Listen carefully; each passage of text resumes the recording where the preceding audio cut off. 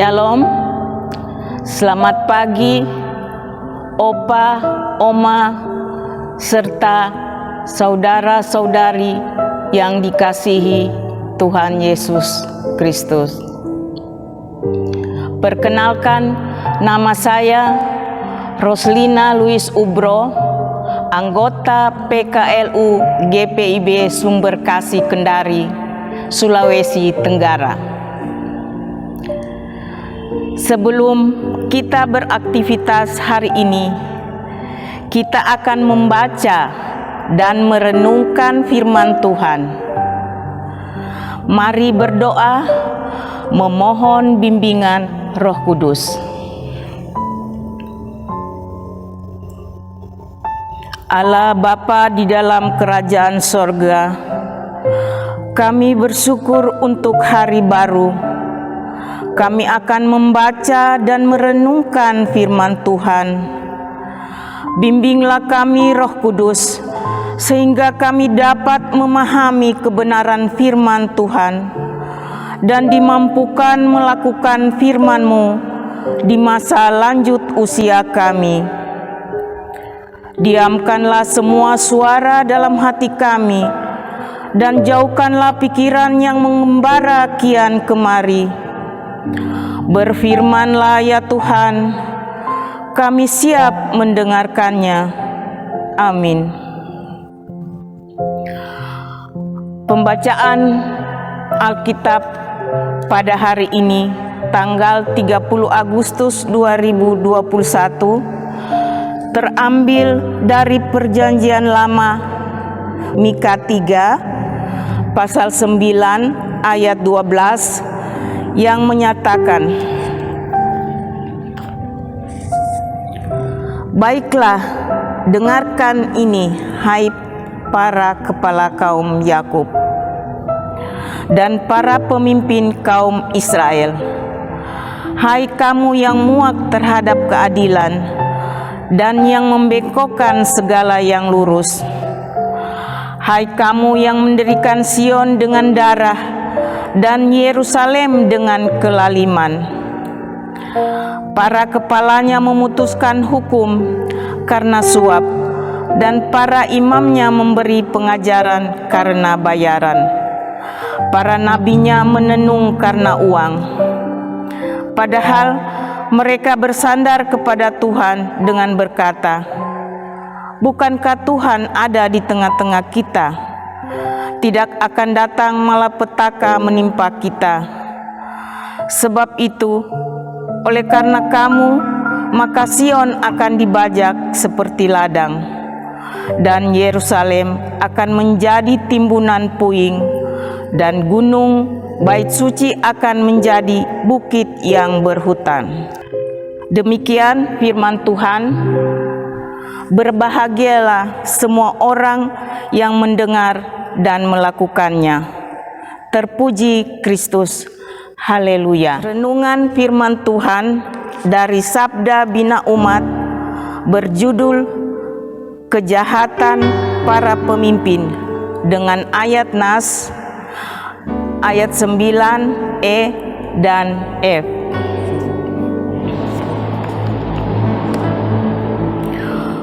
Bukankah Tuhan ada di tengah-tengah kita? Tidak akan datang malapetaka menimpa kita. Di balik suatu sikap tersembunyi keyakinan iman atau prinsip hidup tertentu. Perikop bacaan kita berisi peringatan Tuhan kepada para pemimpin Yehuda di Yerusalem, ayat 10 sampai dengan ayat 12. Tuhan menamai para pemimpin di Yerusalem sebagai pemimpin yang muak terhadap keadilan, membengkokkan segala yang lurus, mendirikan Sion atau Yerusalem dengan darah dan kelaliman, dan bekerja demi uang, ayat 9 sampai 11. Tidak ada seorang pun melakukan tugasnya dengan baik dan benar. Mengapa mereka terus berbuat jahat, padahal mereka tahu bahwa berbuat jahat itu adalah dosa? Karena mereka memiliki keyakinan, bukankah Tuhan ada di tengah-tengah kita? Tidak akan datang malapetaka menimpa kita. Ayat 11. Umat Israel percaya bahwa bait Allah di Yerusalem adalah rumah Tuhan, karena di sana tersimpan tabut perjanjian sebagai lambang kehadiran Allah. Selama bait Allah masih berdiri, maka Tuhan masih beserta. Jadi pada saat Nabi Mika, ada kemiripannya dengan masa pandemi COVID-19 saat ini. Ada pemimpin umat beragama tetap melakukan ibadah normal karena yakin bahwa Tuhan menyertai mereka di rumah Tuhan. Umat Kristen menganut berbagai macam keyakinan yang didasarkan atas kesaksian Alkitab, tetapi penerapannya perlu kehati-hatian. Salah satu contoh keyakinan bahwa Allah beserta kita yang dapat berarti penghiburan maupun peringatan. Penghiburannya ialah bahwa Allah beserta kita. Karena itu, kita tidak pernah sendirian. Peringatan ialah Allah beserta kita. Karena itu, tidak ada sesuatu dari hidup kita yang tidak diketahui oleh Tuhan. Bisa saja kita berbohong kepada sesama. Bahkan ada saja orang berbohong di depan hakim, sekalipun orang itu terkait dengan sumpah. Tuhan akan menghukum pemimpin yang berbohong. Penting bersikap jujur dan transparansi bagi seorang pemimpin dalam bidang apapun, termasuk pemimpin agama. Amin.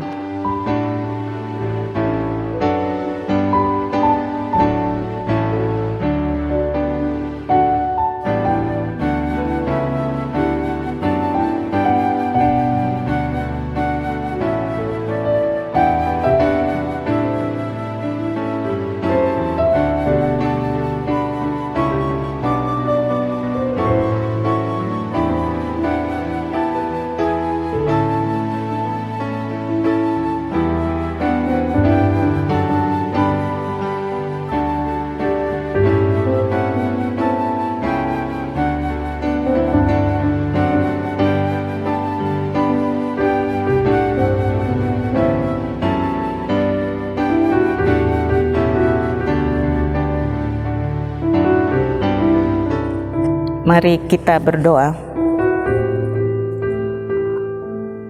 Allah Bapa dalam kerajaan sorga, kami bersyukur untuk firman yang kami dengar. Kami bersyukur Allah ada di tengah-tengah kami. Mampukan kami untuk melakukan kehendak-Mu. Berikan kepada kami kesehatan, kekuatan iman dan damai sejahtera dalam mengisi masa tua kami. Biarlah segala berkat dan kebaikan Tuhan di segala waktu senantiasa kami ingat, sehingga kami dapat meneruskan teladan iman kami dimanapun kami berada. Tuhan, sempurnakanlah segala syukur hati kami, dan tolonglah Opa, Oma, dan mereka yang sedang sakit, dan pergumulan lainnya, supaya bisa melewati semuanya, bisa dipulihkan dan kembali hidup dalam sukacita dan syukur kepadamu. Diberkatilah Dewan PKLU GPIB supaya senantiasa dapat melakukan karya layan dengan sukacita, bahkan program saya dan PKLU membaca Alkitab dapat terus ditayangkan dan menjadi berkat. Kami berdoa bagi para pemimpin negara dan pemimpin agama, kiranya dapat melaksanakan segala tanggung jawab mereka dengan sungguh-sungguh dan sesuai kehendak Tuhan. Tuhan menolong mereka dalam segala karya dan layan yang mereka lakukan, sehingga keadilan, kemakmuran, dan ketentraman dapat kami rasakan. Masalah sosial, politik, ekonomi, dan pandemi COVID-19, kami mohon Tuhan pulihkan. Dijauhkanlah dari pihak-pihak untuk mencari keuntungan di tengah krisis dan resesi ini.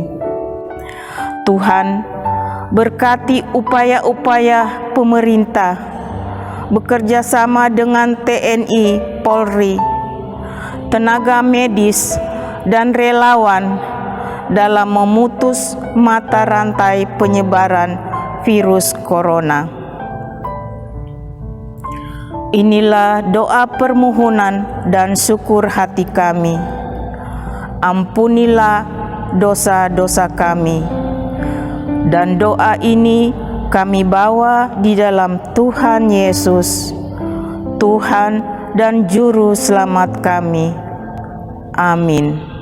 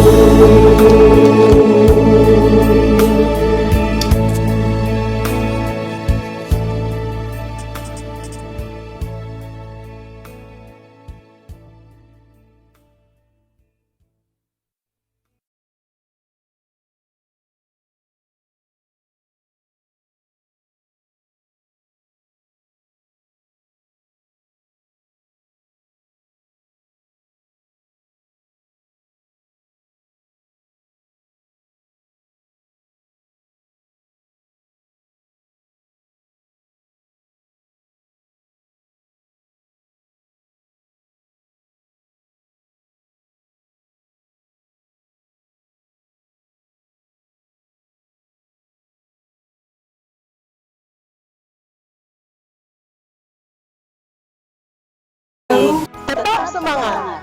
Pelayanan Segar dan bijak.